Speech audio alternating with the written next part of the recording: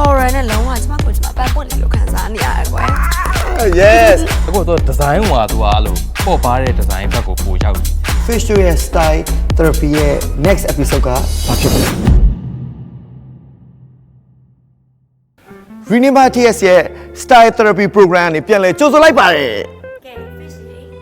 episode 2စဖို့ ready ပဲလား ready ပဲအခုပဲ fish က item အသစ်လေးကိုကြည့်နေတာပေါ့ ကဲ ကျွန်တော်လည်းရောက်ပြီ ကဲရှင်းလဲရောက်လာပြီဆိုတော့ Renema TS ရဲ့ collection အသစ်တွေကိုအတူတူတွဲကြည့်လိုက်ရအောင် yes ဒီ collection လေးอ่ะဆိုလို့ရှိရင်နေ့စဉ်အလုပ်များနေတဲ့သူတွေပြီးလို့ရှိရင် fashion အတွက်ကိုအချိန်မပေးနိုင်တဲ့လူတွေပြီးလို့ရှိရင် fashion ကိုရော့လည်းမရော့ချင်ဘူးကျွန်းလည်းမကျွန်းချင်တဲ့သူတွေအတွက်ပြီးလို့ရှိရင်ကိုယ့်ရဲ့ယုံအလုပ်ကနေပြီးတော့လူမှုရေးပွဲတွေအထိကိုသွားဖို့အတွက်အလွယ်တကူရွေးချယ်လို့ရမယ် items လေးတွေနဲ့စုစည်းထားတဲ့ collection လေးပဲဖြစ်ပါတယ် ကဲရမ်းအိုက်နေပြီနော်ကဲ အခုတစ်ခါ collection မှာဆိုလို့ရှိရင်ဒီအတွဲအဆက်လေးဟာကြီးလိုက်တာနဲ့ကို very stylish ဖြစ်စေမယ့်ပုံစံလေးပြီးလို့ရှိရင်နော်သူ့ရဲ့အရာနော်ရုံးတက်မယ် yes very casual နဲ့ပြီးတော့ smart casual တီကိုတွားလို့ရတယ်အဲ့ဒီအပေါ်မှာဆိုလို့ရှိရင်ထပ်လို့ရမယ် item လေးကလည်းအစင်သင့်ရှိနေပါတယ်ကြားလိုက်ပါအောင် yes အော်ဟုတ်တယ်နော်ဒီမှာတစ်ခါတည်းပြီးသွားပြီ ကဲပြီးရော မနက်ကနေပြီးတော့ညထိနော်ဒါလေးဆိုတော့ very stylish ဖြစ်စေတဲ့ item လေးလို့ပြောမှာပေါ့နော် okay ပြီးလို့ရှိရင်အဲ့ဒီကုတ်တင်နဲ့လည်းပြန်တွဲမယ်နော်ဆိုလို့ရှိရင်အောက်မှာ အော် jeans လေးနဲ့ကဲ ဂျင်းလေးနဲ့တာတယ် တူတူလေးရလာမယ်အယောင်လေးအစားနော် ကြည့်ရဒီလိုလေးနဲ့ yes နော် အရင်လာတယ်ဒီလိုရှိရင်နောက်ထပ်ရှိသေးတဲ့ item လေးပြပေးအောင်မယ်နော်နောက်ထပ်အဲ့ဒီ jean နဲ့တွဲဖို့အတွက်ကကြတော့ essential ဒါကတော့ main ကလေးတိုင်းမှာရှိတဲ့ crop top shape လေးပေါ့နော်ဒါအခု trend လေးအရင်ဖြစ်နေတယ်ပြီးသူ့ရဲ့အသား အသားလည်းအရန်ကောင်းတယ်အဝါရောင်လေးလည်းအရန်ကြိုက်တတ်နေပြီအပြာလေးလည်း try ကြည့်တင်နေပြီเนาะကျမအရောင်လေးနဲ့ကျမအရန်နီးဆက်ချင်နေပြီ ဒီဟာလေးလည်းကြည့်လိုက်ပါဦးချစ်စရာလေး ဩဒါလေးကမိုက် ဒါကတော့ရုံမြဲသွားနေတဲ့ဘောစီမမတွေအတွက်ဆိုလို့ရှိရင်လေဒီဟာလေးကမရှိမဖြစ်သူ့ရဲ့အယောင်လေးတွေလည်းကြည့်လိုက်ပါဦးအပြာလေးပြီးလို့ရှိရင်လွန်လွန်လေး ပတ်ကလေး item လေးဖြစ်ပါတယ်နောက်ထပ်ဒါကတော့ tweet collection လေး ဒါလေးလည်းဘယ်တော့မှမယိုးရဲเนาะ ဘယ်တော့မှမယိုး ရဲเนาะအသားလေးနဲ့ဒီဇိုင်းလေးနဲ့ဘယ်တော့မှမယိုး အပြာလေးနဲ့အဝါလေးချက်ပတ်ဝါလေးချစ်စရာလေးဒါကတော့အဝါကတော့မင်းနဲ့ကွက်တိပဲ ကွက်တိအောင်ဖြစ်နေเนาะ ညလာတယ် ဝမ်ထုံလေးကဲ ဒါကတော့ one piece လေးနဲ့ dress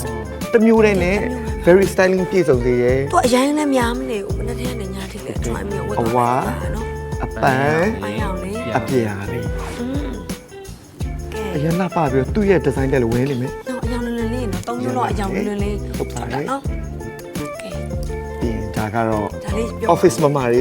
နော် နော်ရုံးမှာလှလှလေးကြော့လေး computer ရှေ့မှာအလုပ်လုပ်ချင်တယ်လုပ်နေတဲ့မမတွေအတွက်ကိုရွေထားတယ်ပြီးတော့ color line လေးတွေကလည်းကဲဒီ collection လေးကတော့300လာမလားနောက်ထပ်ရှိပါသေးတယ် ဒါလေး scat လေး ဒါကကြတော့အတွဲဆက်လေးလုပ်မယ်နော်ဆိုလို့ရှိရင်အမဲဆိုလို့ရှိရင်လည်းအမဲနဲ့ နော် ဒီမှာပါကဲ အိုးသူကမှဝမ်းဆက်လေးနော် ပြီးအပြာလေးဆိုလို့ရှိရင်လည်းအပြာလေးပါကဲလာအပြာလေးလာ ပြလေးလာနေနော် ရလာ နော် ပြီးလို့ရှိရင်နောက်ထပ်ကဒါကတော့ကဲ ဟေးဒီမှာ discount နဲ့ကျမဒါဆိုလဲသဘောကျ အထဲထဲမှာ inner မှာဒါလေးဝတ်လိုက်ရမယ်နော်ဒါလေးလည်း300ရှိပါတယ်ပါ ဒါဆိုကြည့်လေချင်းနဲ့ဝက်လည်းပြေးမှာနော် ရန်စင်ပြီးတယ် လုံးဝ effortless ပေါ့ ပြီးလို့ရှိရင်နောက်ထပ်ဆွဲသားလေးလည်းရှိသေးတယ်ဟိုဘက်ချမ်းမှာဒီဆွဲသားလေးဒါကတော့ အော်နော် မိအတွက်ပဲ နော်ကိုယ့်ရဲ့ style တော့ဖြစ်နေနော်အဲကျမအဝါရောင်လေးကြိုက်တယ် အယောင်လေး yes နော်အမဲပဲမရွေးတဲ့ style therapy နဲ့အယောင်လေးနဲ့ yes နော်အယောင်ကြောင့် fresh ဖြစ်တယ် miss ကင်တုံနဲ့ကွတ်တိပဲရန်လာပါလေ ကဲဒီမှာဒါလေး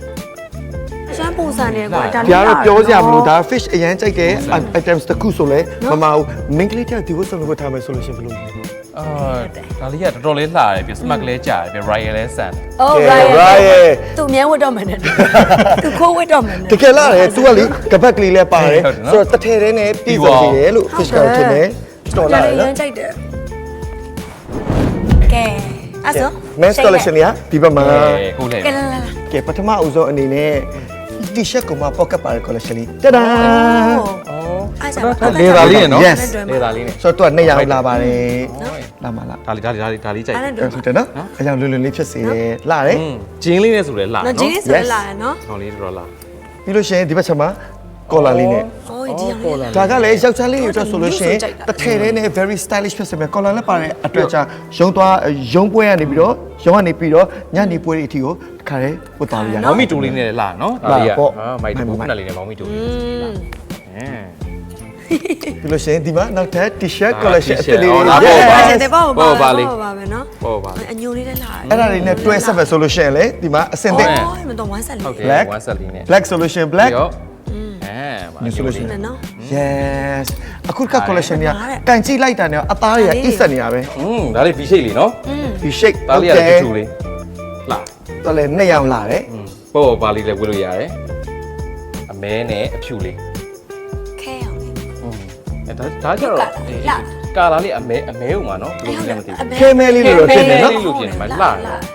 နည်းထူးတော့ထူကြရလေ လာတယ်ပြီးလို့ရှိသေးတယ်မှာကြည့်လိုက်ပါဦး ဟုတ်ဒါလေးလာတော့ yes ဒီဟာကကျတော့လေပုံမှန်ယောက်ျားလေးတွေကဆိုလို့ရှိရင်ဝမ်းတုံးတွေဝတ်ကြတယ်သူတွေအတွက်ဆိုလို့ရှိရင်ဒီဟာဆိုလို့ရှိရင်အမြင်လေးလည်းစမ်းတယ်ပြီးတော့သူ့ရဲ့ design လေးဆိုလို့ရှိရင်လာတယ်လို့ပြော ဟုတ်တယ်မင်းရောဘယ်လိုပြင်လဲဒီ ဟုတ်တယ်ယောက်ျားလေးပုံမှန်ဆိုသူတို့ကအရန်တခုခုအသက်ကို try ကြည့်ရမှာသူတို့နည်းနည်းကြောက်ကြရတယ် ဒီဟာကတော့ ဒါလေးက try တော့လုပ်လို့တင်တယ်ထင်တယ် ဟုတ်တယ်အစင်းလေးနဲ့ဆို ကဲလာတယ်တော့မိုက်တယ်နော် ဒီရောင်လေးလာတယ်ပူ ဟုတ် ပေါ် တယ် သွားမှာ ပြီးတော့နောက်ထပ် ဒါလေးတွေကမှတွဲကြည့်တယ် ဩဒီမှာဘောင်းမီလေး ကဲဒီဟာလေးနဲ့ဆိုလို့ရှိရင်ဒီလိုလေးအတွဲဆက်လေးဆိုလို့ရှိရင် ဟိုဒီမှာခုနကပြောရလေဘာမှမတူလို့ ကွက်တီတယ် yes လာတယ် လာဟုတ်တယ် အမေဒီဘက်မှာဆိုလို့ရှိရင် let's go ဒီပြီးရော ဒါဆိုကျွန်တော်ခံမှန်းတာမှန်တာဗောဒီအပိဆုံးမှာလက်တွေ့ဘဝရဲ့ light saver ဖြစ်မယ်ဆိုတဲ့အကြောင်းလေး ဟုတ်တယ်နော်အတိအကျဆိုလို့ရှိရင်တော့9 to night ပေါ့မေတို့ဆိုလဲကွာတခါလေးကြာလို့ရှိရင်မနက်ပိုင်း meeting တွေတော့အားရှိရဲနေ့လယ်ပိုင်းဆိုရင် lunch meet up တွေပြီးတခါလေးကြာရင် dinner အထိရောက်သွားအောင်အဲ့ကြာရင်သိရမလားလူကအလုံးဘာဝရမှာမသိဖြစ်လာတယ်နော် ဟုတ်တယ်ကျွန်တော်ပဲအဲ့လိုပွဲတောက်လျှောက်ရှိလို့ရှိရင်လေဘာဝစ်လို့ရမှာမရွေးချင်တော့တာဝစ်စားအောင် ဟုတ်တယ် ဆိုတော့ဒါနဲ့မင်းနဲ့ရှိန်တို့ကတကယ်လို့ကိုကအနုပညာအလုပ်မလုပ်ဘဲနဲ့စီးပွားရေးဥဆောင်နေတဲ့လူတစ်ယောက်ဖြစ်မယ်ဆိုလို့ရှိရင်တစ်နေ့လုံးရုံလို့ညနေကြလို့ရှိရင်ပွဲသွားစရာတငယ်ချင်းတွေရဲ့ gathering party တွေရှိခဲ့မယ်ဆိုလို့ရှိရင်ကိုက outfit အတွက်ကိုကြုံလည်းမကြုံချင်ရော့လည်းမရော့ချင်ဆိုလို့ရှိရင်ဘယ်လိုလေးတွေစဉ်းစားလဲပေါ့အဲ့ဒါလေးတွေသိချင် အေးမေကတော့အဲ့လိုဘယ်လိုပြောမလဲကွာဟိုရုံးကလည်းသွားအောင်မယ်ဆိုရင်သိရမလားအောက်ကနေပဲကိုယ့်ရဲ့ပုံစံတိုင်းလေးပေါ့လက်တလုံးကျိုးလေးမှာခေါင်းဝင်အရှိလေးရှိရတယ်နော်အဲ့ဒါလေးအပေါ်ကုတ်လေးထည့်လိုက်မယ်ယူလို့ပေါ့အခုဒီလိုမျိုးကုတ်လေးနဲ့ဆိုရင်ရုံးမှာတော့ကုတ်လေးနဲ့ညနေကျရင် ဟုတ်တယ်နော် ဘယ်သူနဲ့ပဲတော်ကျင်တာမှာ ကုတ်လေးကိုချွတ်လိုက်ရအောင်ပဲ yes ဆိုရှင်းအောင် ကျွန်တော်ကကျတော့ခုနပြရတယ်အမှလည်းဒါလေးတော်တော်သဘောကျတယ်ဒီလိုပုံစံမျိုးလေးဝစ်ပြီးတော့ပဲသွားဖို့ပုံများတယ်ပေါ့လေစတိုင်ပန်လေးနဲ့ဖြစ်ဂျင်းလေးနဲ့ဖြစ်ဘာနဲ့ဖြစ်လိုက်တဲ့ပုံစံ ဟုတ်တယ် ကောင်းတယ်ပေါ့ yes ဆိုတော့အခုတခါ rename collection လေးမှာ fish က9 to 9လို့ title လေးပေးထားတယ်ဆိုတော့ဟို9 to 9ခေါင်းစဉ်လေးနဲ့ light ဖတ်တဲ့ outfit လေးကိုလည်း fish ရွေးထားတာရှိတယ်ပြီးတော့ကိုယ်တိုင်လည်းရွေးထားတယ်ဆိုတော့အားလုံးအတူတူ ဝေးကြည့်ကြမလား Okay let's go သွားကြမယ် yes oh yes ပြောပါအမိုက်စားပါလားယူ တားလိုက်တာ ကဲနော် ဒီဘုဆုံးဝေးရတဲ့ခန်းစားချက်လေးပြောပါဦးမယ် အရန်ပေါ့ပါပြီးတော့လေအရန်ဟောကွယ်ကျမလည်းပို့ပြီးတော့ confidence ရှိသွား fish လေးကြည့်ရတာနဲ့မင်းရဲ့ခန္ဓာကိုယ်နဲ့ဒီဘုဆုံးနဲ့တစ်ထပ်ထဲကြရလို့ခံစားရတယ်ရှေ့ရောအနောက်ကောကတင် ဟုတ်တယ်လို့ကျမကဒီဟာကိုရုံးသွားမယ်ပဲထားပါတော့အဲရုံးမှာဝတ်မယ်ဆိုလို့ရှိရင်လည်းအေးမှကြောက်တယ် yes ဒီ blazer လေးသုံးလို့ရတယ်လို့ပဲ ဒီလို blazer လေးနဲ့ထပ်လိုက်မယ်ဆိုလို့ရှိရင်ကွက်တီပဲနော် နော်ဒီ blazer လေးပေါ်ထည့်လိုက်မယ်ကွာအေး ပြီးညနေခင်းရောက်လို့ရှိရင်လည်းပွဲလန်းတပင်ရှိလို့ရှိရင် blazer လေးကို ချက်ကြရအောင်ပဲ very good hello princess oh princess ကွယ်ဒီမှာ လာလိုက်တာ one piece လေးတစ်ထည်လေးနဲ့ ကျန်တယ်ကျမဒီရောင်လေးတော့အရင်ကြိုက်သွားပြီ ဒါတော့ mate အရာ နော်တို့ရောင်ဖြစ် ဒီ collection ရဲ့ mate အရာ ဟုတ်တယ်ဒီထဲနဲ့ကွယ်ပြောအရင်လေးကြွမနေဘူး လုံးဝမကျွတ်အရှိနောက်ကွက်တီ ဟုတ်တယ်ကျမတို့လည်းအဲ့လိုတော့အရင်ပေါ့ပါတယ်ဒီလားအဲ့လိုပူလည်းမပူနေဘူးကွယ်ဝေးရတာလေလုံးဝလေပေါ့ပါလေအရင်ဖြစ်နေ အရာ skin tone အရာနဲ့ရွေးချယ်ထားတဲ့အရာကတစ်ထပ်တည်းကြရလို့ခံစားရတယ်ဒီ outfit လေး ကဲ ဆိုတော့နောက်ထပ် ရှင်းရော ဘာလေးဝယ်လာမလဲ ဘာလေးဝယ်လာပြီနော်စောင့်ကြည့်ကြအောင်နော်အားဆိုလို့ရှိရင် ဒီဘာမှမလည်းလာရနော်ဒီ collection ကပြီးတော့ yes ကဲကြည့်ပြီးပါ yes မင်းကကောင်းလိုက်တာဒီ fashion ကကျတော့ face show ပြောနေတယ်ကြုံလည်းမကြုံဘူးကွက်တီ မင်းသားရဲ့အသားရည်နဲ့လိုက်ဖက်တဲ့အရာအတွက် selfish ကမြင်တယ်မင်းသားကဘယ်လိုမြင်လဲ ကျွန်တော်ခုနပြောသလိုပဲခုနမိကုန်းလေးကိုပြန်ဖြေရသလိုပဲအဲ့လိုညဘက်တင်တာသွားစားရပဲဖြစ်ဖြစ်ပေါ့ပါနဲ့အရန်ကိုထင်လဲထင်ပေါ်တယ်တက်တော့တက်လည်းရှိတယ်ဒီလို fashion ကိုတော့ ပြီးလို့ရှိရင် styling အတွက်အဆက်အနေနဲ့ကလည်း fish ကတော့အရင်ကြိုက်တယ်ဆိုတော့မင်းသားဝတ်ထားတဲ့ outfit styling နဲ့ fish styling ကိုပြည့်သက်ကြည့်ရဘယ်လိုမြင်လဲဆိုတာမှန်ငယ်ပြပါဦးနော်အရင်cool ဖြစ်တယ်လို့ fish ကတော့ထင်တယ်ဒီ outfit လေးက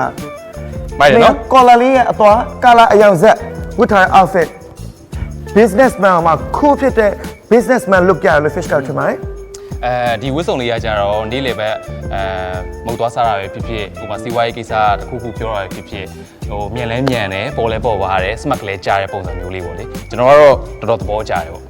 fish လည်းအရင်သဘောကျတယ်မိုက်တယ် cool ဖြစ်တယ်လို့ fish ကတော့ပြောချင်ပါတယ်ရှင်ရဲ့ outfit လေးနဲ့မင်းရဲ့ outfit လေးကို fish ကတော့ကြိုက်တယ်အချင်းချင်းရောဘယ်လိုမြင်ကြလဲရှိန်ကအဲ့လိုလုံးဝ business အဲ့လိုဖြစ်တော့ business man လို့ဖြစ်သွားတယ်နော် လက်ကျွတ်ဖြစ်သွားတယ်ပုံစံလေးကလေမေးရကြောက်လည်းအရင်လာတယ်မင်းအရန်လာတော့ Riot ဆန်ပြီးတော့လာကဲ အ princess ရင် yes အရင်အတွဲဆက် skin tone တွေကကွက်တိကြရလို့ခံစားရတယ်ဒီ collection လေးကလေဟုတ်တယ်ရှိန်နဲ့မင်းနဲ့ဒါ 9 to 9မှာအဆင်ပြေစေမဲ့ဟိုဝတ်စားလေးတွေပေါ့နော် Renee Martinez outfit တွေဝတ်ပြီးတော့ဒါဝတ်ပြခဲ့ရဖြစ်ပါတယ်ပရိသတ်တွေရောဘယ်လိုထင်လဲအားလုံး comment မှာပရိသတ်တွေရဲ့အမြင်လေးတွေကိုလည်းပြောပြပေးသွားအောင်နော်တရန်ကဲRenee Martinez memory ကဒီ collection တွေကနေဝယ်ရင် free delivery ပို့ပေးမယ်ဆိုတာလေးကိုပြောပြရစေစိုက်မှာဝယ်လို့ရှိရင်လည်းလက်ကကင်သွားစရာမလိုပဲ24 hour အတွင်းအိမ်ကိုပို့ပေးတဲ့ service လေးလည်းရှိပါတယ် duration ကတော့ဒီ video တင်တဲ့နေ့ကနေတစ်ပတ်အတွင်းမှာဖြစ်ပါတယ်တစ်ပတ်အတွင်းနော်တစ်ပတ်အတွင်းကဲကျွန်တော်တို့၃ညောင်နောက်ထပ် episode တွေမှာဘလူတွေမိုက်နေမလဲဆိုတော့ဆက်လက်ပြီးစောင့်ကြည့်ပေးပါ See you at next episode. Bye.